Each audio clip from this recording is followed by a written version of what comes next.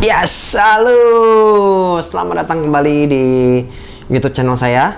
Dan hari ini kita akan belajar sesuatu yang menarik. Sekali lagi, ini bukan masuk mengguru ya teman-teman ya.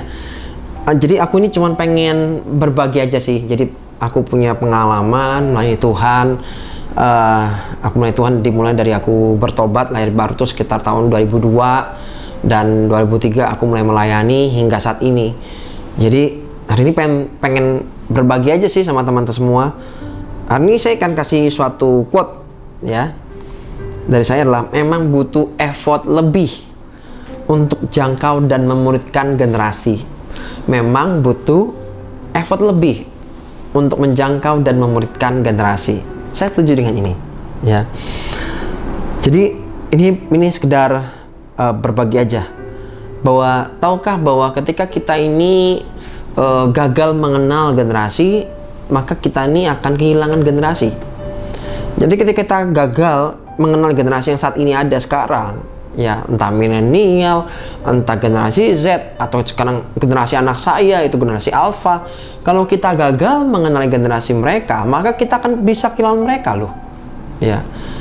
Dan banyak orang tua atau pemimpin ya tidak bisa connect dengan generasi sekarang. Berapa banyak pemimpin gitu ya, pastor atau leader sering kali kontak dan mereka berkata, kok anak sekarang tuh gimana ya, susah diatur, itu nggak bisa lepas dari handphonenya, gimana caranya lepas ya dari handphone ya. Ya saya berkata satu hal, kita harus kenali dulu generasi ini seperti apa sih. Bukan saya membenarkan mereka bertindak seperti itu, enggak, cuman kita harus ngerti dulu generasi mereka seperti apa. Mereka generasi internet. Begitu bayi cenger ya, udah internet, udah Google sudah ada di situ. Beda dengan zaman saya ya, mungkin programnya masih apa gitu ya, zaman jadul lah gitu.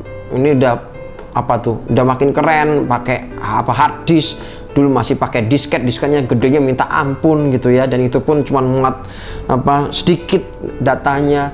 Lah saya mengalami hal-hal seperti itu ya, dengan generasi sekarang tentunya berbeda, jauh sekali berbeda. Artinya kita tidak bisa menggunakan cara yang lama ya kepada mereka generasi yang saat ini ada.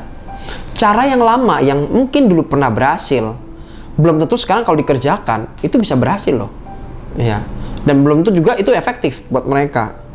Contoh lah, kalau dulu zaman saya misal dibilangin apa gitu, kicep masih langsung diem gitu ya, langsung diem, ya itu ya. Zaman sekarang coba, banyak orang tua berkata, wih anak zaman sekarang kurang ajar. Loh sebenarnya mereka bukan kurang ajar, mereka tuh kritis. Kalau Anda berkata jangan pergi, ya mereka bertanya kenapa nggak boleh pergi. Terus jangan dianggap terus mereka kurang ajar. Mereka bukan kurang ajar, memang mereka generasinya kritis. Kritis itu dia pengen tahu, dia punya kebutuhan nih, kebutuhannya butuh dijawab. Dan kalau kita tidak bisa jawab ini, lah maka kita akan kehilangan mereka. Ya hari ini kita akan belajar sama-sama untuk mengenal generasi. Kan untuk menjangkau generasi ini perlu effort lebih. Dan saya belajar nih, terus bagaimana supaya nggak kehilangan generasi sekarang? Yang pertama terhubung atau terkoneksi. Value atau esensi tidak boleh berubah ya. Nilai-nilai kebenaran firman Tuhan apalagi tidak boleh berubah, tidak boleh didiskon ya. Jadi nggak boleh diturunin, harus sama, tidak boleh berubah. Yang berubah apa sih? Jadi terkadang itu bukan masalah apa yang hendak ingin kita sampaikan ya.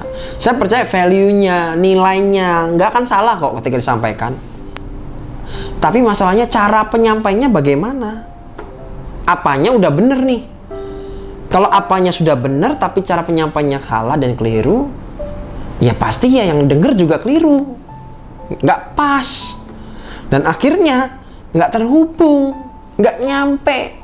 Message-nya itu nggak nyampe. Kalau nggak nyampe bagaimana? Ya udah hilang, lost connection gitu. Ya susah. Jadi emang kita harus terhubung dulu sama mereka, bangun hubungan, ya kan? Kenali mereka, mereka seperti apa. Karena kita lebih dewasa, maka kita harus belajar untuk mengerti mereka. Karena belum tentu mereka punya pengertian seperti kita. Jadi jangan memaksakan pengertian kita kepada mereka. Ya, kadang harus turun dulu. Ya. Turun dulu. Supaya apa sih? Supaya mereka ngerti. Kita nih ngerti, oh mereka tuh seperti ini. Oh mereka tuh seperti ini. Maka aku harus begini. Nah, kalau kita maksa mereka itu harus ngikutin kita terus, ya nggak bisa. Kita nggak bisa idealis. Berikutnya, ya, jadi bukan sekedar apa yang mau hendak kita sampaikan, tapi bagaimana cara kita menyampaikan. Itu penting. Ya, yang kedua, update and upgrade. Ya, perlunya untuk belajar banyak mengenal generasi. Yang dulu saya biasa lakukan adalah ikut conference. Dan ketika saya ikut conference, saya ikut seminar gitu ya, kadang harus keluar kota untuk belajar ya. Saya lakukan itu ya. Kenapa? Supaya saya menambah pengetahuan. Tentang apa? Pengetahuan untuk mengenal generasi. Kalau saya nggak belajar, ya bagaimana saya bisa tahu? Ingat loh, bahwa orang itu hanya melakukan apa yang dia tahu. Kalau nggak tahu bagaimana? Ya hanya melakukan apa yang sudah pernah dia lakukan. Apa yang dia tahu, dia lakukan. Yang nggak tahu, nggak bakal dilakukan. Maka dari itu kita perlu upgrade. Kita perlu update. Belajar rendah hati. Belajar dari orang lain. Ada pelayanan youth yang berhasil. Ada pelayanan next generation yang berhasil. Kenapa sih kita nggak datengin dan kita berkata, bukan iri ya, datengin dan kita berkata bahwa aku pengen belajar dari kamu. Tolong ajari saya. Supaya saya juga bisa menjangkau dan memberikan generasi. Ya, jangan gengsi. Dan saya belajar bahwa kemudian sacrifice yang berikutnya ya, selain update, kemudian juga upgrade. Ya, upgrade. Harus ngerti perkembangannya seperti apa. Ya, yang ketiga, sacrifice. Ya, sacrifice adalah tentang berkorban.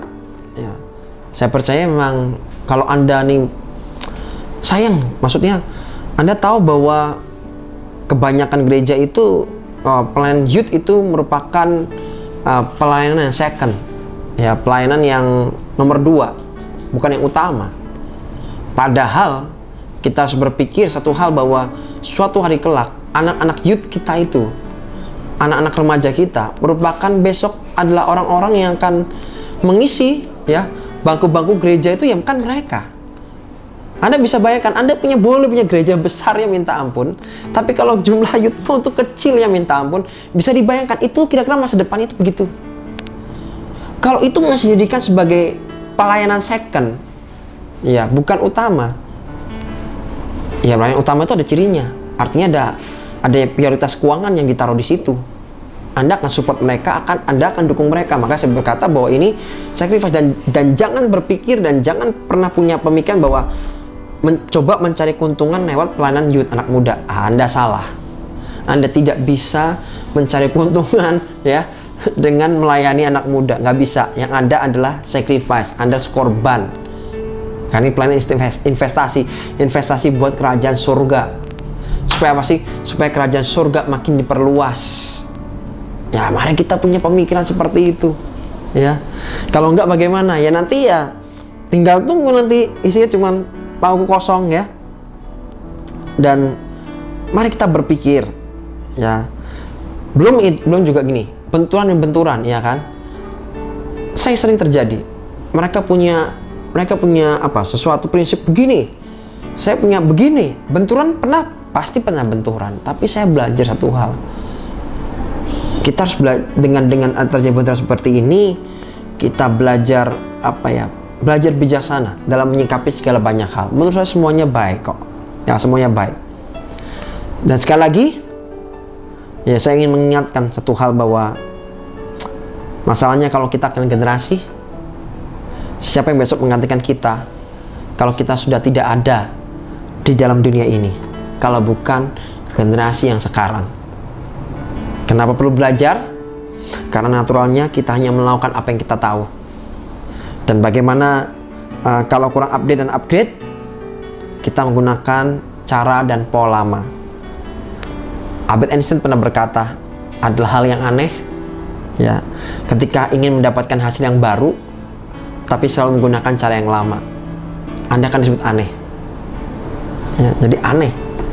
Jangan aneh. Ketika Anda ingin mendapatkan hasil yang baru, Anda harus menggunakan cara-cara yang baru.